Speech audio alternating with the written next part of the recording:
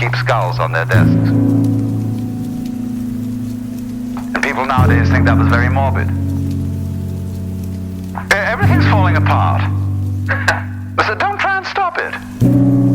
When you're falling off a precipice, it doesn't do you any good to hang on to a rock that's falling with you. See? But everything is doing that. And so again, this is another case of our completely wasting our energy in trying to prevent the world from falling apart. Don't do it. Don't do it. Don't do it.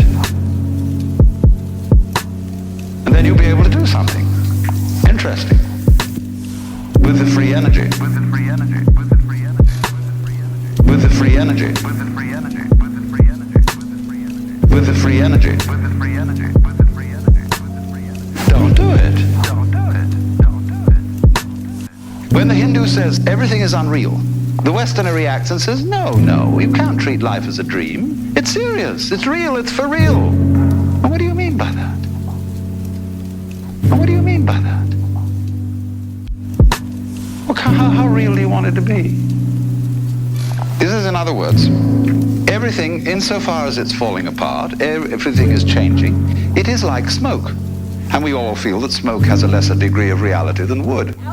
It's an image of the evanescent, of the ghostly. So there's this idea the whole world is this mirage.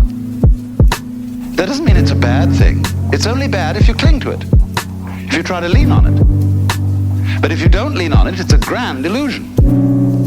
So the word Maya means not only illusion, but it means art, it means magic, and it means creative power.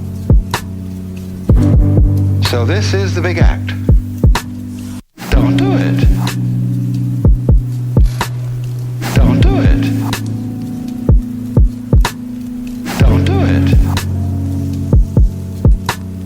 And then you'll be able to do something interesting with the free energy. With the free energy. With the free energy. Don't do it. And it's perhaps easier to feel the world in that way in a tropical country where death is very common and where you just watch things dissolve before your eyes and yet burst out and grow again. The whole world is changing.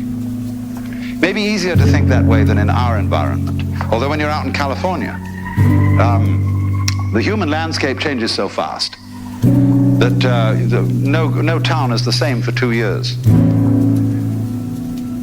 Any mailing list that you have changes 1/3 addresses per annum. Nothing stays put. The hills are shadows and they flow from form to form and nothing stands.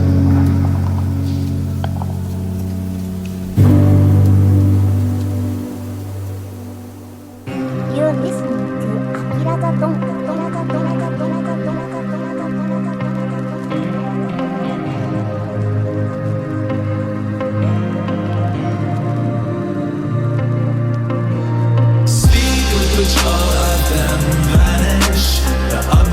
In the world and the memory of them in time,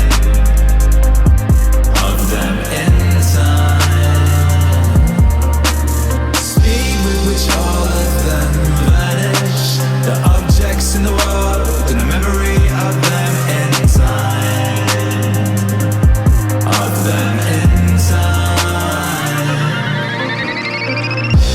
And the real nature of the things our senses experience, especially those that entice us with pleasure or frighten us with pain, or are loudly trumpeted by pride.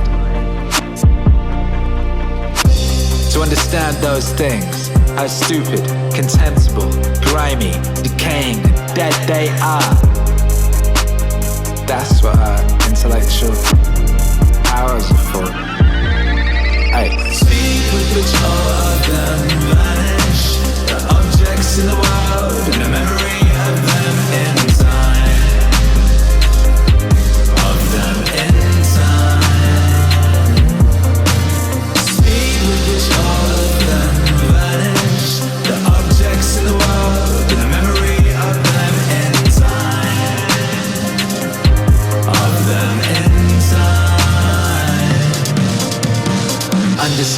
those people really amount to, whose opinions and voices constitute fame, and what dying is. And if you look at it in the abstract and break down your imaginary ideas of it by logical analysis, you realize that it's nothing but a process of nature, which only children can be scared of. And not just a process of nature, but a necessary one.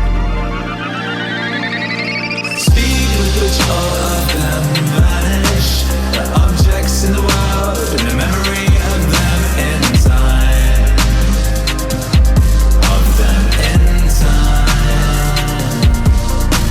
Speed with which all of them vanish, the objects in the world and the memory of them in time, of them in time.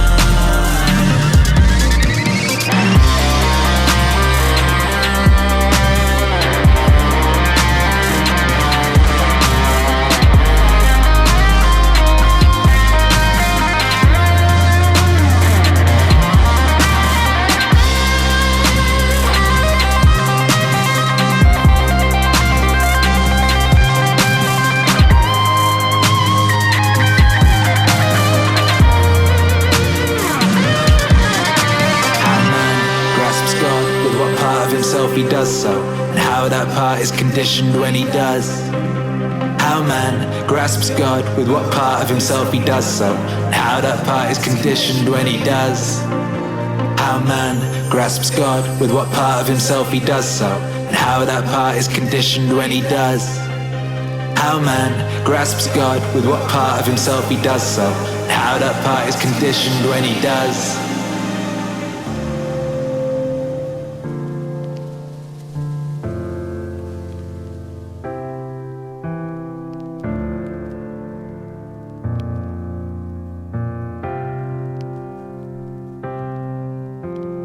Happiness is fleeting, and suffering requires a sustaining meaning.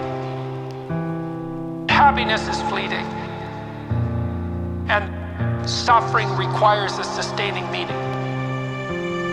That place where the meaning and the fact are conjoined, that's the proper place to lecture from.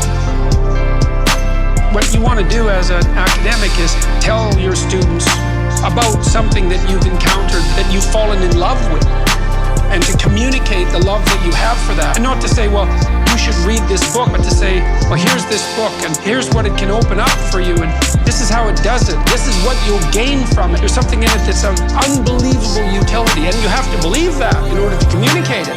To communicate that commitment you have to beauty and to truth and to literature, it isn't enough to say what they are and to transmit them. It's to manifest yourself as a living part of that tradition and to show yourself thereby as a model for living out what that tradition represents, and to show that that's so much better than like a short-term pleasure-seeking nihilism. They're not even in the same conceptual universe. And people are far more open to that. They know already. People know, especially when they're hurt. They know that happiness is fleeting, and suffering requires a sustaining meaning. They know happiness is fleeting, and that suffering requires a sustaining meaning. King's Chapel, the people who started it didn't live to see its completion. They were driven by this nobility of transcendent vision, and they produced these enduring forms. Out of the bloody misery of history, we've erected all this spectacular infrastructure that we're so fortunate to be part of. None of that gratitude is taught. It's partly not taught because people have no sense of the absolute catastrophe of history. It's like nasty, brutish, and short. The simplest and most likely social circumstances. Catastrophe punctuated by hell. And to see that not happening in a sustained manner constantly, and to see things improving around us and to be reliable in that manner, and then not to be grateful for that, it's an unbelievable combination of ignorance, ingratitude, and willful blindness. And to not instill that sense in young people, for them to understand that they are standing on the bones of generations of people who suffered to make this possible, despite all their errors, and have brought this forward. Happiness is fleeting, and suffering requires a sustaining meaning.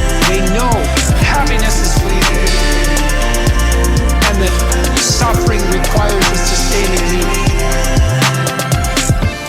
We could concentrate on building the future instead of criticizing the past. You start in the world, if you have some wisdom and some humility, by taking the potential that lies dormant in front of you and interacting with it in the logos-like manner, with truth and with love, and by transforming that potential into whatever you can create out of it that's good. It won't be small if you do that. You can transform your whole household by transforming your room. You can transform your whole neighborhood by transforming your house. Like, these things spread very, very rapidly, and that is right there in front of you. People think they're impoverished, that they don't have any opportunity, and the opportunity is hidden from them by their unwillingness to take the steps that are necessary to put what they could put in front of them in order, and to produce the beauty instead of the ugliness where they could do that. And I don't think there is anything more powerful than that. That works. Happiness is fleeting, and suffering requires a sustaining meaning. They know happiness is fleeting, and that suffering requires a sustaining meaning. Happiness is fleeting, and suffering requires a sustaining meaning. They know happiness is fleeting, and that suffering requires a sustaining meaning.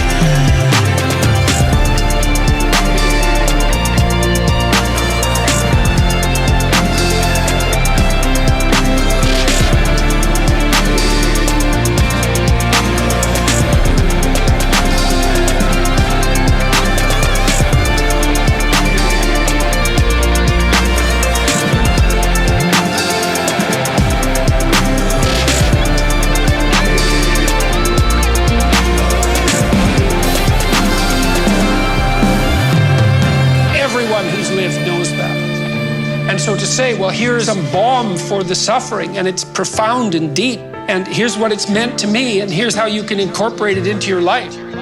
People are absolutely starving for that, or dying of thirst for that.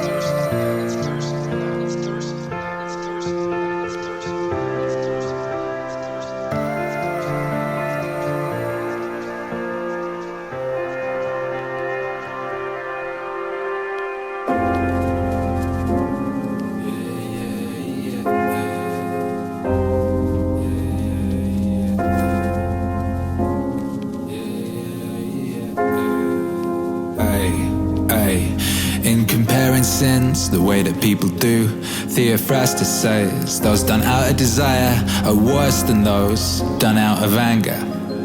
Which is good philosophy.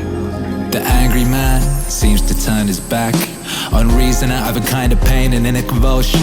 But the man motivated by desire, who is mastered by pleasure, seems somehow more self-indulgent, less manly in his sins. Theophrastus is right and philosophically sound to say the sin committed out of pleasure deserves a harsher rebuke than the one committed out of pain. The angry man is more like a victim of wrongdoing, provoked by pain to anger. The other man rushes into wrongdoing on his own, moved to action by desire. You could leave life right now. Let that determine what you do and say and think. You could leave life right now. You could leave life right now. You could leave life right now. Let that determine what you do and say and think. You could leave life right now. You could leave life right now. If the gods exist, then to abandon human beings is not frightening. The gods would never subject you to harm.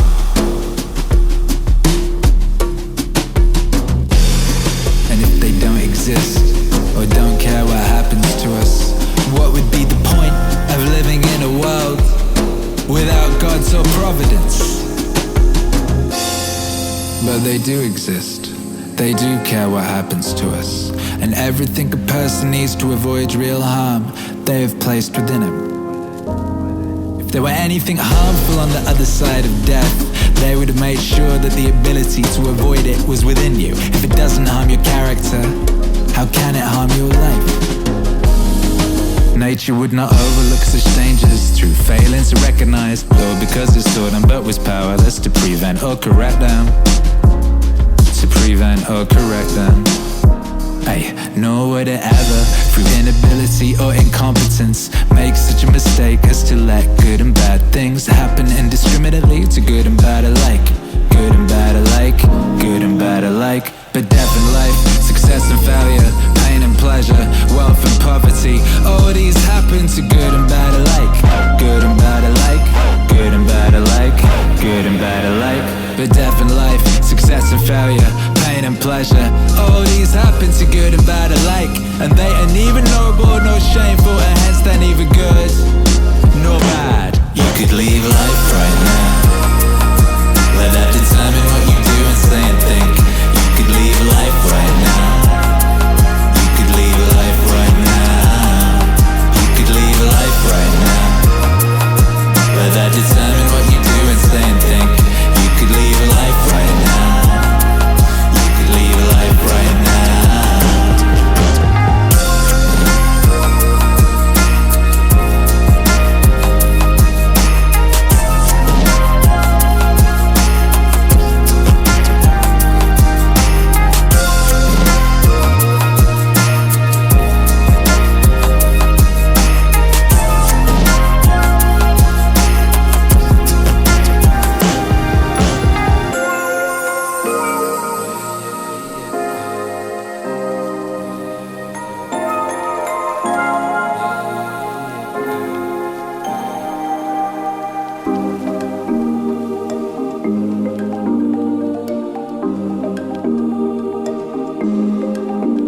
So this is a view of the world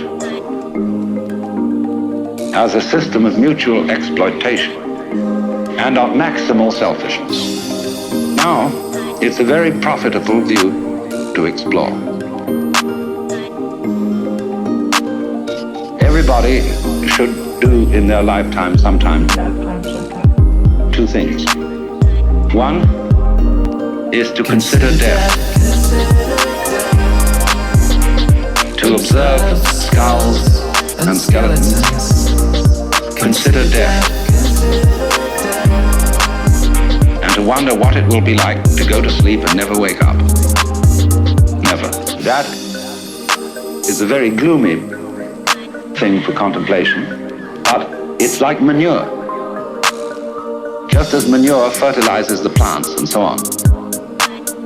So the contemplation of death and the acceptance of death is very highly generative of creative life. You get wonderful things out of that. And the other thing to contemplate is to follow the possibility of the idea that you are totally selfish. That you don't have a good thing to be said for you at all. You are a complete, utter rascal. You are a complete, utter rascal. Now, the Christians have avoided this. Because although they say in their Episcopalian form of confession that we have erred and strayed from thy ways like lost sheep, and we have followed too much the devices and desires of our own hearts, too much. We have offended against thy holy laws. We have left undone those things we ought to have done, and done those things which we ought not to have done, and there is no health in us. But it ought to be different. And we're going to do our best to amend with the help of God's grace. That is a real con act. If you equate health with genuine love and perfect unselfishness, then in that sense there is no health in us when we look at ourselves from this point of view. Consider death. To observe skulls and skeletons. Consider death, and to wonder what it will be like to go to sleep and never wake up. Never. Consider death, to observe skulls and skeletons. Consider death, and to wonder what it will be like to go to sleep and never wake up. Never.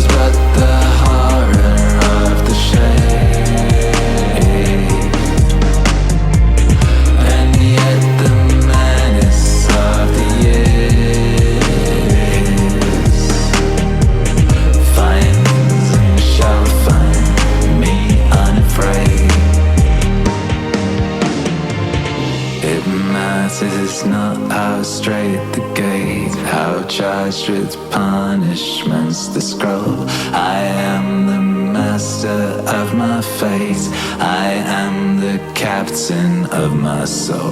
It matters not how straight the gate, how charged with punishments. The scroll. I am the master of my fate. I am the captain of my soul. Beyond this place of wrath and tears looms what the horror of the shade, and yet the menace of the years finds and shall find me unafraid.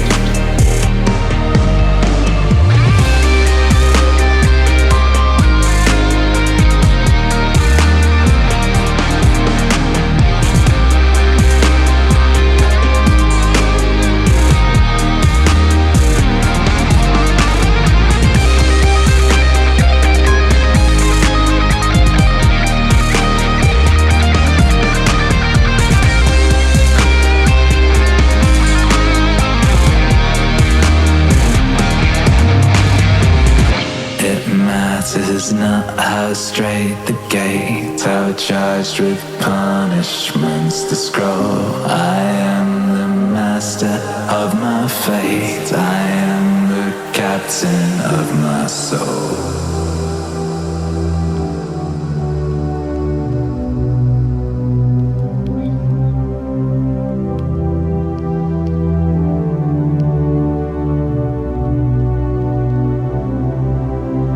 Mind what happens, not I don't care what happens. What I don't care is it's dismissive. It's a loving indifference, a benevolent indifference, as Francis used to say. It's not an indifference that is cold, because awareness is not an aloof, separate witness of experience locked up in an ivory tower of indifference. It is intimately one with all experience, so its intimacy is its loving aspect. It doesn't know the meaning of the word resistance or rejection, so it is intimately one with, and at the same time free of, all experience. So it is both loving and indifferent. So it is both loving and indifferent. So it is not a cold indifference. It's a loving indifference.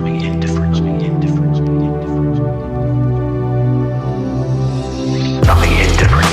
We're speaking about awareness.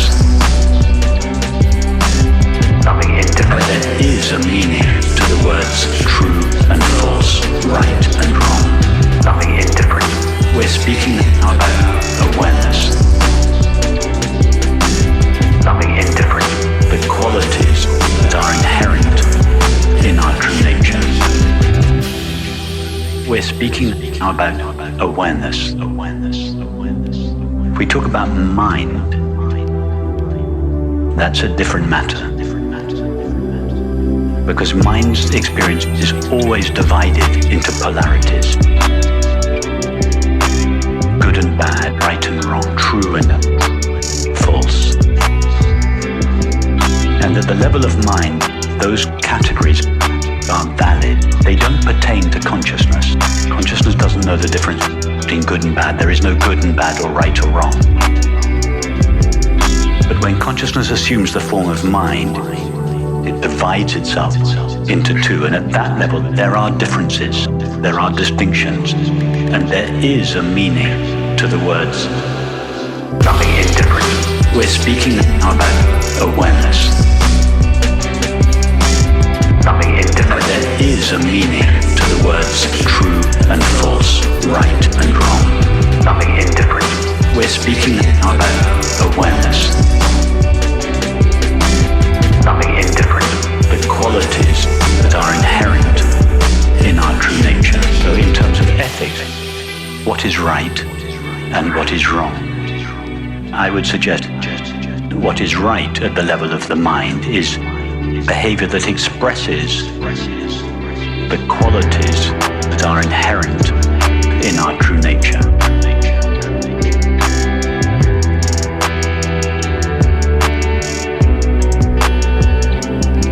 Another name for awareness is love. So behavior that is loving is an expression of the inherent quality of our true nature. The inherent quality of our true nature. Loving indifferent. We're speaking now about awareness. Loving indifferent. There is a meaning to the words true and false, right and wrong. Loving indifferent. We're speaking now about awareness. Loving indifferent. The qualities that are inherent in our true nature.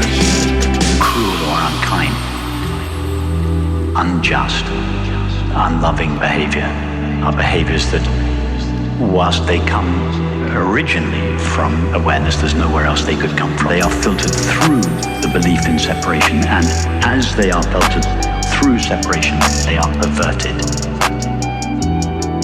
or distorted. So hatred, for instance, is love distorted by the sense of separation.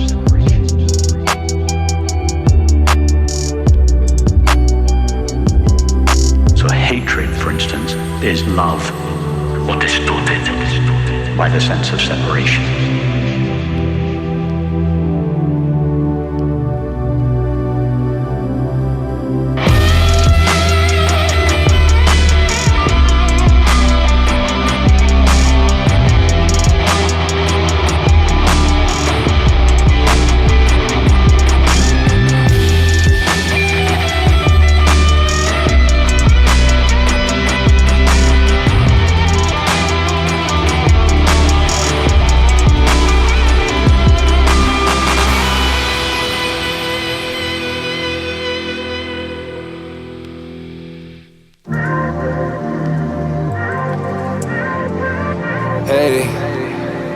Yeah, the body and its parts are a river.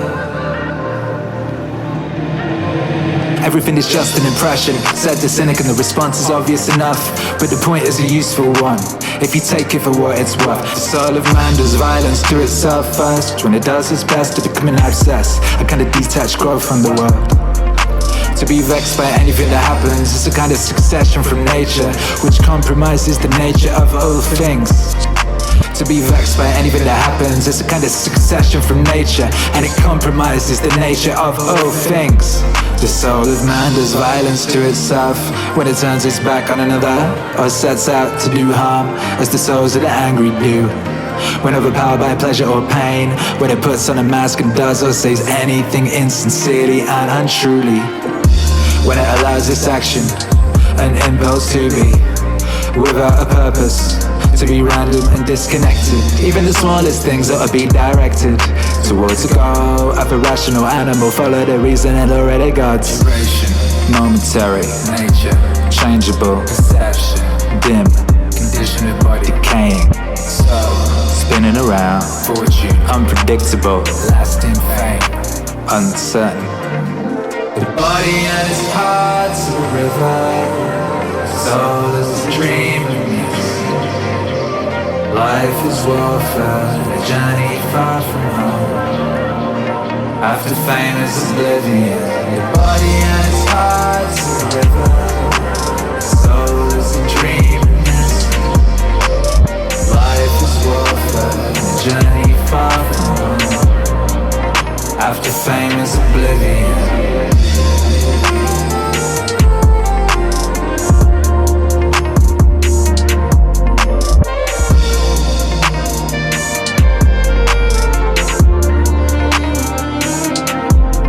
What can guide us? Only philosophy, which means keeping the demon in mind, free from violence and unharmed, superior to pleasure and pain, doing nothing without purpose.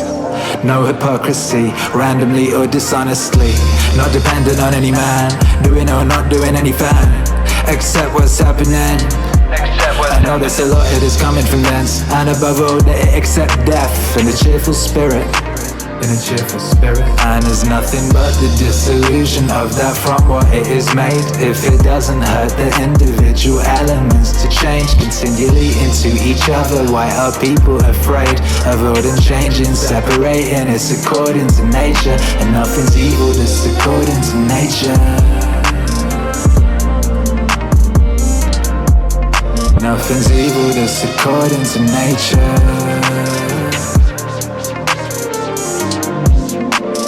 The body and its parts of a river, soul is a dream and mist. Life is warfare, a journey far from home. After fame is oblivion. The body and its parts of a river, soul is a dream and mist. Life is warfare, a journey far from home. After fame is oblivion.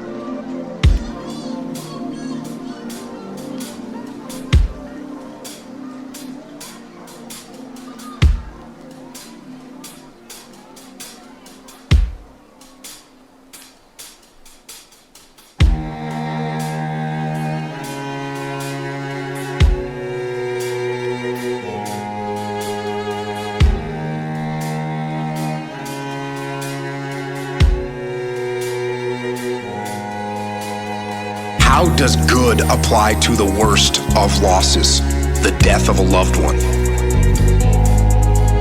It's easy to think that there's nothing good in death. But then I remember the people I have lost throughout my life. The memories of them, the experiences of fun, their unique personalities, and everything they gave me, not only in their life, but in their death. What their life taught me and what their death taught me. The mark they had left on me. And I realized there is good. Even in death, there is good. Even in death, there is good. There is good. Even in death, there is good. First of all, I was lucky enough to have had that person in my life, even if it was only for a short time. Too short a time. At least I got that. Those precious moments, those unforgettable memories. At least I got those and got to experience those times to know the beauty of their personality, their attitude, their outlook on the world. They were all unique, and I am thankful for the opportunity I had to interact with them. Now comes death. Death is horrible, death is wretched, and death is cruel. And death isn't fair. And I don't know why the best people seem to be taken from us first. Death is also inescapable. There is no way out. No one gets out alive. Death is part of life, like the contrast between the darkness and the light. Without death, there is no life. There is good. Even in death, there is good. There is good.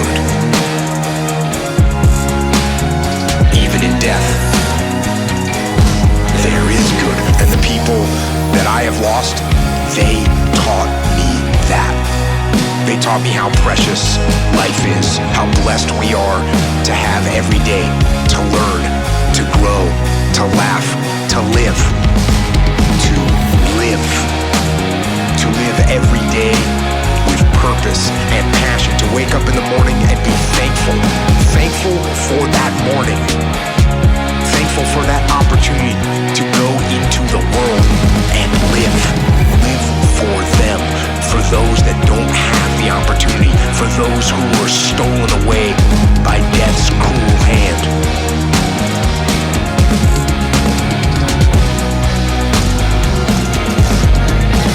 For them, I will live. I will revere their memory and I will live. I will live. There is good. Even in death, there is good. There is good. Even in death, there is good. There is good. Even in death, there is good.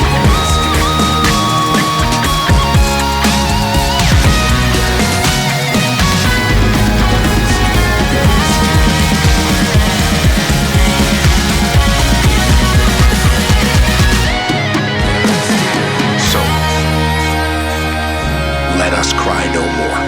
Let us mourn no more. Let us remember, but let us not dwell.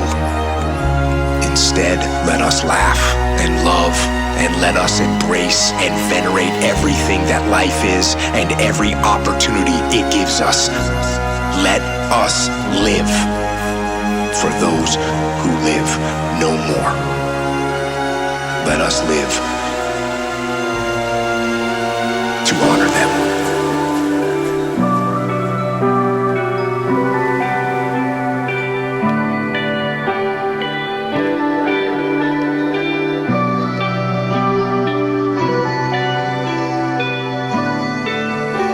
Well, the fact that life is transient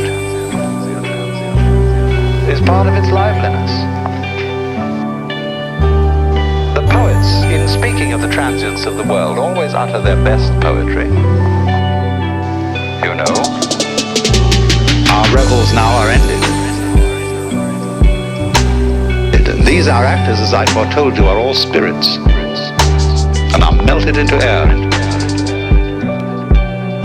into thin air. And like the baseless fabric of this vision, the cloud-capped towers, the gorgeous palaces, the solemn temples, the great earth itself, fie, all which it inherits will dissolve, and like this insubstantial pageant faded, leave not a rack behind.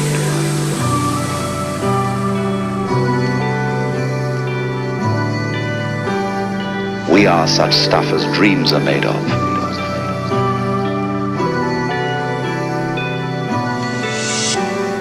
We are such stuff as dreams are made of.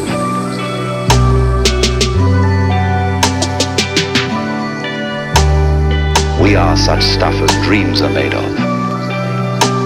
And our little life is rounded with a sleep.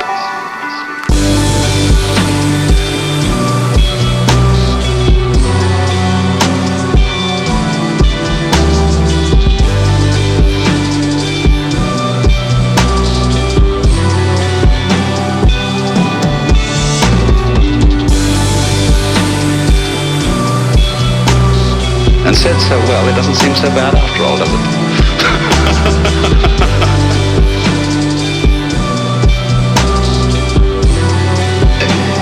You see, there's always in the poetry of evanescence a kind of funny nostalgia. Moralists will say,